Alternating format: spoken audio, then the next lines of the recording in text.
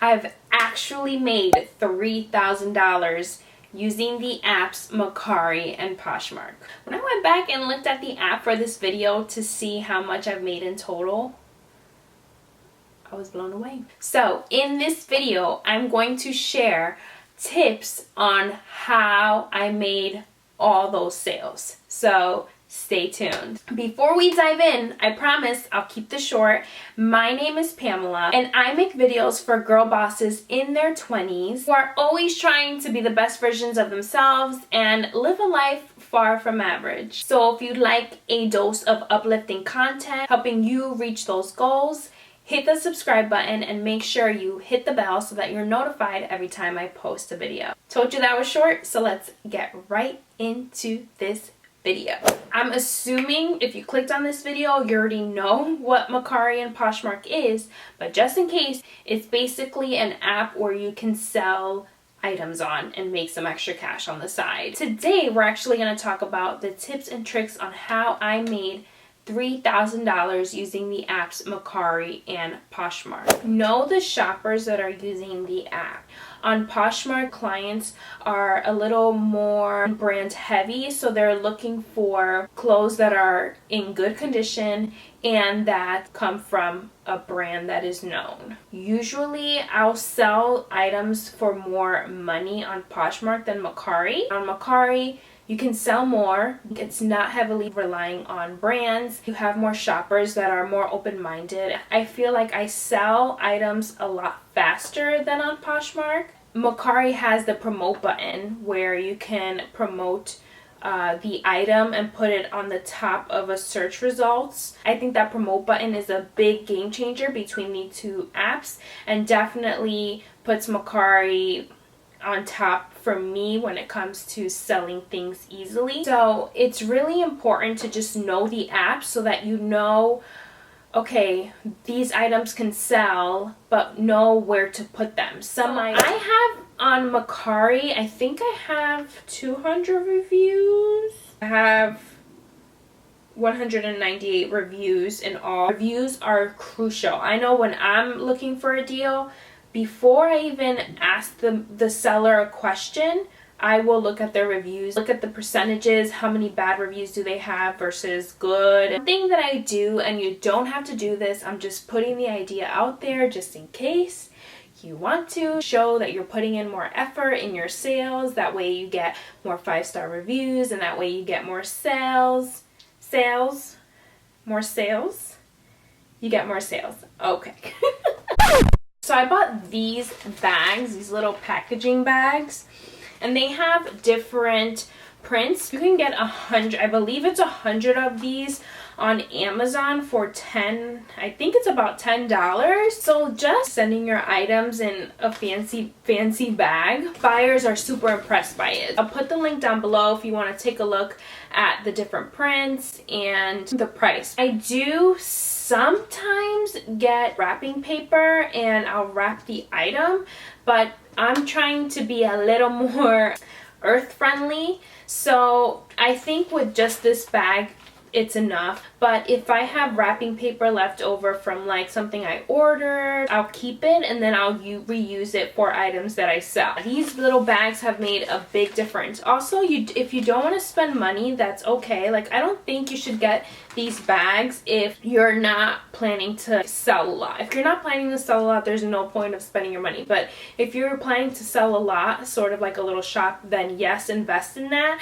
But if not, even writing a little handwritten note on a sticky note or something like that makes a big difference, or shows that you put a little bit of effort into the package. Just be very honest with the description. If the item has a hole in it, if it has a mark on it, if it's a little faded in the color, if it has like any little, as much detail on the item as you can post it and be very transparent, because if you don't, that's gonna bite you in the butt. People are gonna look at your reviews and they're not gonna buy from you because they're gonna think that if there might be a chance that you're gonna sell them something that's not as described. So next tip is super simple, so I'm gonna keep this short. Try to take your photos when it's daytime, and that your background is a solid color so that it's not distracting to the item. Recently, I deleted all of my posts and I took new photos of the same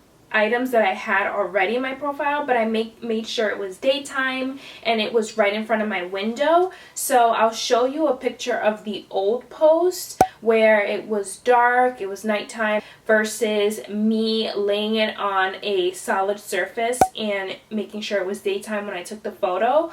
That made a huge difference in my sales. People want to feel like they're seeing every detail of the item. Do not post your item for the price that you want to sell it for. Always do a little bit more than what you actually want. People love a deal, so they're gonna like it and they'll wait for you to hit that promote button, or Poshmark send them a deal for 10% off or something like that. Before, I think people were more prone to just buying it on the spot because these apps didn't have as much features. People are usually scrolling to like and then they're waiting for you to drop the price. This one is key. This is key. This made a huge difference on my sales.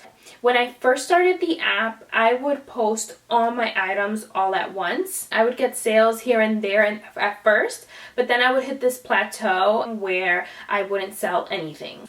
So when I actually deleted all of my items and I started to repost them, I didn't do it all in one shot. I would post 5 items a day, and that has been a game changer. For some reason, I don't know if these apps have algorithms, they probably do. For some reason, when you're constantly posting new items, the app seems to like it, and somehow I've been selling more. I would recommend to just post 5 items. Try to post 1 or 2 items that you know will sell and are big, like I mentioned, those brands or items that people are really looking for, and then post 3 or 2 items that you know it will sell, but it might take a little bit. Never post your 5 best items, because you always want that great item or that top item to bring in eyes to your page.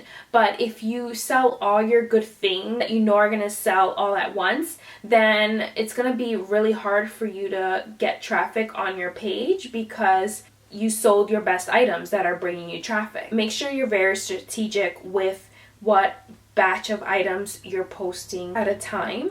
Okay, so this brings me to my next point, which is my least favorite thing about these apps, but it is your title and your description.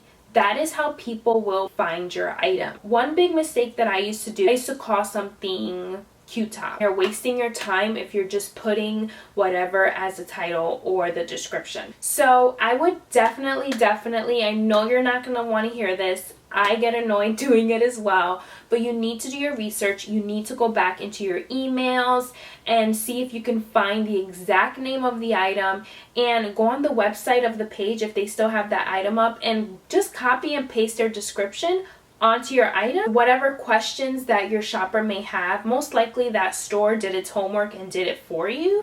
Also, usually when people are looking for a deal, or they're looking for an item that might be sold out in the store or no longer sold in the store, they're going to try to look for that exact name of that item. So if they're Googling something, your item is going to pop up as one of the top searches because you have the name that the store has. That's a shortcut you could do.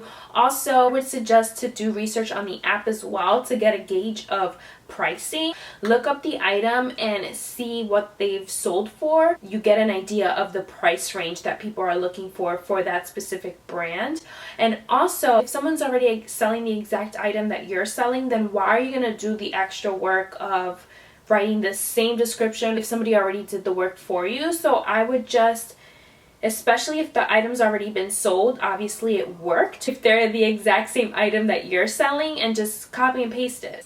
Obviously, you have to make sure that you are individualizing it to your item's quality or state. So you want to make sure that you're reading it carefully, and you have to add the condition of your item. Sadly, this is not one of those things where you can just post your items and never go on the app ever again unless you make a sale.